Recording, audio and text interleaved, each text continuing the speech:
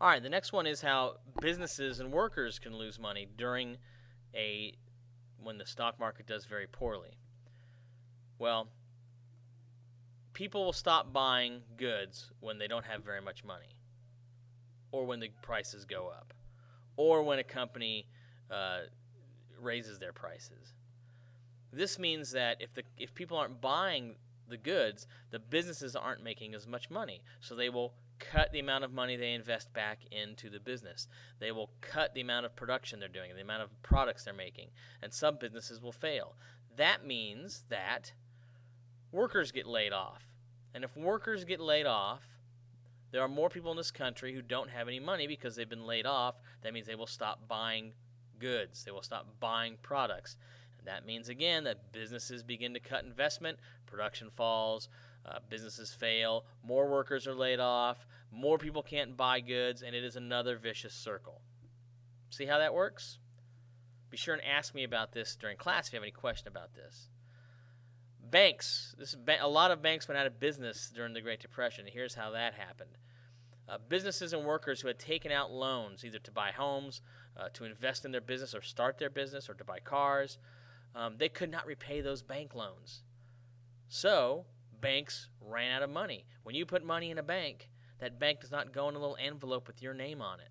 There's not a little envelope with my home loan in it at home. It says Mr. Sibley on it. The bank takes that money and they invest it. They loan it out to people, and they loan it because that's how the bank will make money. So the banks run out of money. If all 100,000 people went to one bank at a time to get all their money back, only a fraction of them would be able to get their money. And when they run out of money, banks fail. There's no insurance for a bank. If it fails, you are out of luck. You will not get your money back. Bank runs occur. Everybody goes to get their money back. Everybody can't get their money back. Savings accounts are completely wiped out. If you're the last one in line, there's no chance you're going to get your money back.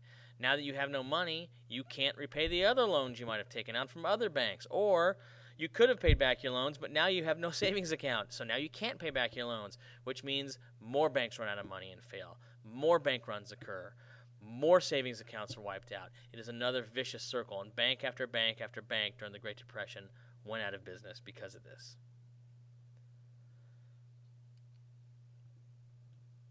And this is how the Depression affected the world. Production in the United States falls. We don't produce as much in the United States because of the Great Depression.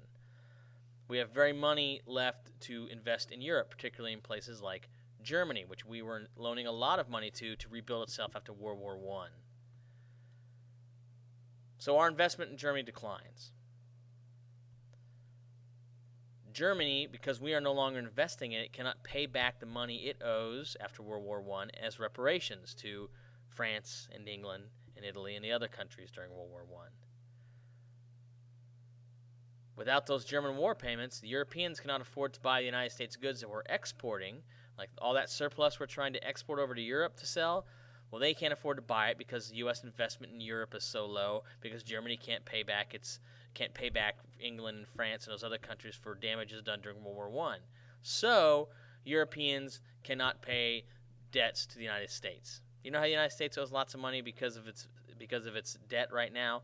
Back then, Europe owed lots of money to the United States. Well, that means there's less money circulating in the United States, less money in U.S. banks to loan out, and that means, again, that production fails, and it starts the whole world cycle again. The Great Depression started in the United States and spread across the world. I think that's the end of the lecture. Yep, be sure you have all of these cycles down, all of the world, banks, workers and businesses, and investors, please. And we'll be sure when you're done with this lecture to go do the discussion question on the discussion tab.